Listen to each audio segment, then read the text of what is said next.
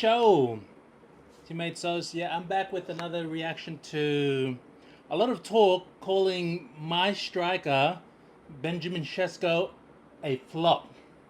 Okay, I've done a bit of research and I'm comparing Sesko to Gyokeres to Isak, who just got injured this week with a broken leg and he's out for the rest of the season. Shout out to Liverpool fans, man. I don't like seeing players injured. Um, I think he's a truly great player. In my opinion, he should have never pushed for a move to Liverpool because he was doing so well in Newcastle. But maybe I'm wrong because now they've got another guy that's just striking and hitting goals at the moment. So this year, for Benjamin Sesko, in the Premier League, 13 matches, 2 goals, and 1 assist and 1 yellow card.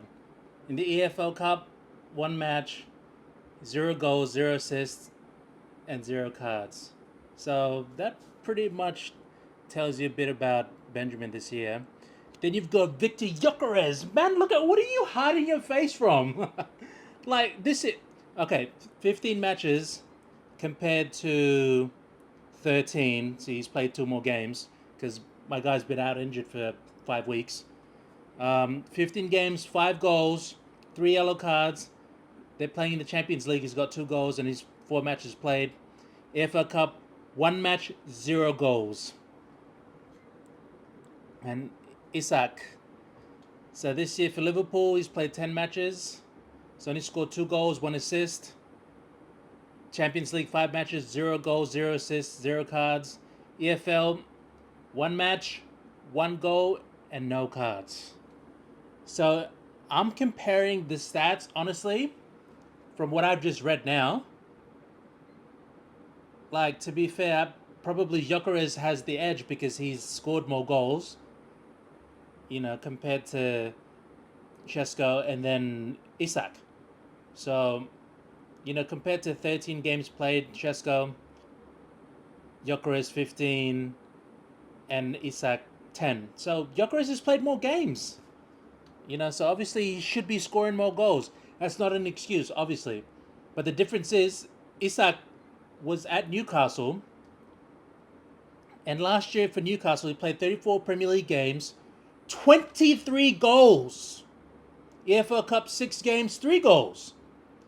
FA Cup, 2 games, 1 goal. So he had a total of 27 goals out of 42 appearances last year. And then overall, 1 yellow card. So Isak was on fire at Newcastle. And then this guy just had to force a move away from a good club.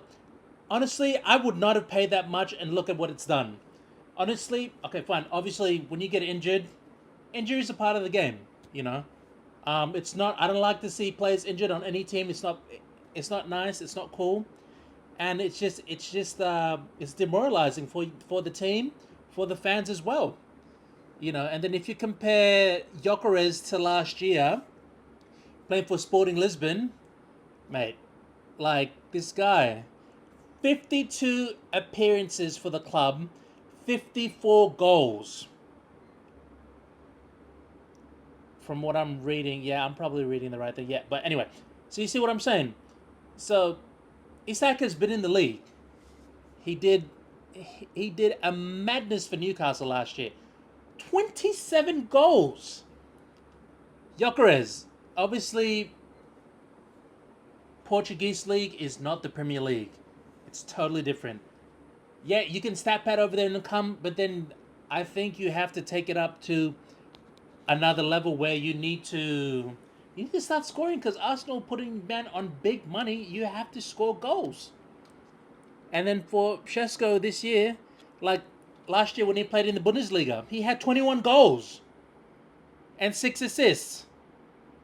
So, and then he's had in 45 appearances. So you see, this just proves, in my own opinion, that like leagues compared in Germany, France, Portugal, wherever you want to call it, wherever in Europe, compared to the Premier League is totally different.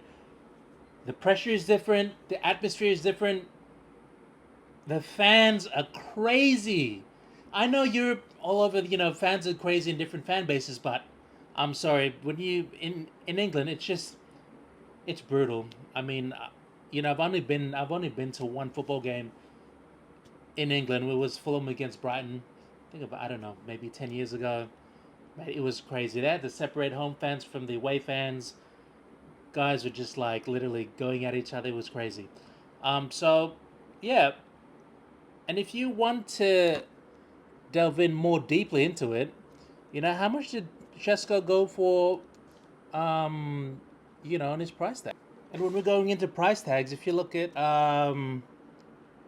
so Sesko, he went for initial fee of 76.5 million pound euros. So in pounds, that's approximately 65.8 million plus up to 8.5 in add-on. So that's just added on extra to get up to that value. So honestly, what Manchester United keep paying ridiculous fees for players. Yeah, he's 22 years old, but still, I would not have paid that much for him. And then Arsenal, 63.5 million for Victor Gyokeres. That's 54.8 million to 55 million in pounds. So total package was about 73.5 million to 80 million, including performance-related add-ons and bonuses for goals and Champions League qualification. So this guy has a lot more to play for. So that's ridiculous. And then Isak, 125 million. 125 million, mate. Signed a 6-year contract. You've signed a 6-year contract, and what have you done this whole season? You've literally scored only 3 goals in total. For that much, I know he just got injured, but that's ridiculous. Liverpool fans, you see, you guys cannot talk and call my striker a flop. When you broke the British transfer record over the summer twice. Well, we're not going to get into the other guy because, mate. Oh my goodness. And then you've got Gyokeres like 63.5. That's not bad. Like literally, he was a proven goal scorer in Sporting Lisbon. So I don't mind that. That's totally fine. So if you want to go like you see like Sesko was almost about 10 million more than what he was going for. And which brings me to my other point, like these heavy price tags that other teams like to include. Like there's a term called the Man United tax. Oh yeah, you gotta add it because of the club. That's ridiculous. I'm sorry, price tags like that, like 125 million, do not help players settle in. Gyokeres and Isak, they did so phenomenally well in their previous seasons. Sesko, I'm going to recap it again. For the Bundesliga, 45 appearances, 21 goals. Isak, Newcastle, 42 appearances, 27 goals in total, and 6 assists. Gyokeres, 52 appearances for Sporting Lisbon, 54 goals, and 13 assists.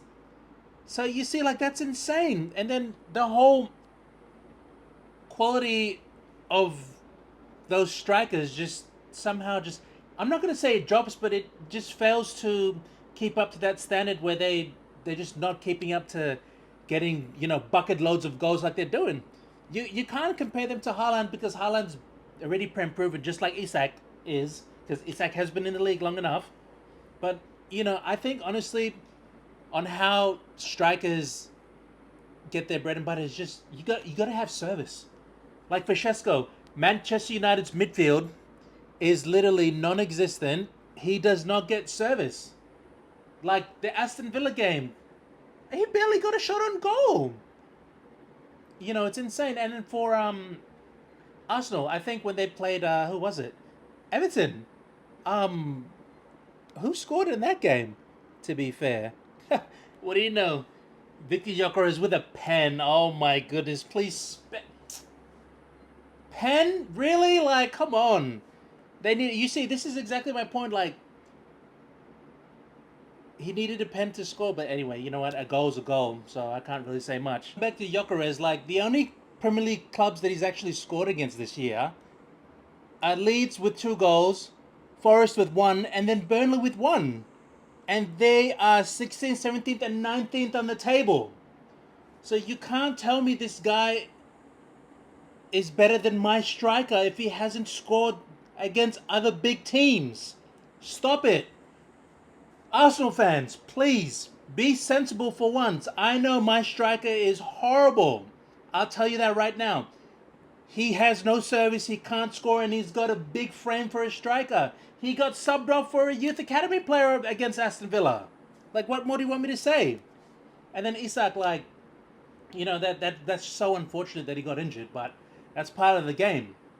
So if you were to like break it down to who's underperformed this season, it would have to be Isak. If he was injured or not, yeah, probably I'd change it. But at this point in time, because he's injured, like, and based off of his stats, I'm just gonna put him anyway because he's been underperforming in my own opinion. And then Sesko would have to be second because he's barely got any goals, but he just came back from being injured, so I'm gonna give him time. I'm gonna give him time. He hasn't been in the league. This is his first time, so I'm gonna give him time. Gyokeres, yeah, like, big man's just pretty much doing his thing, scoring goals, but pens, you're not even scoring against big opposition in the Premier League.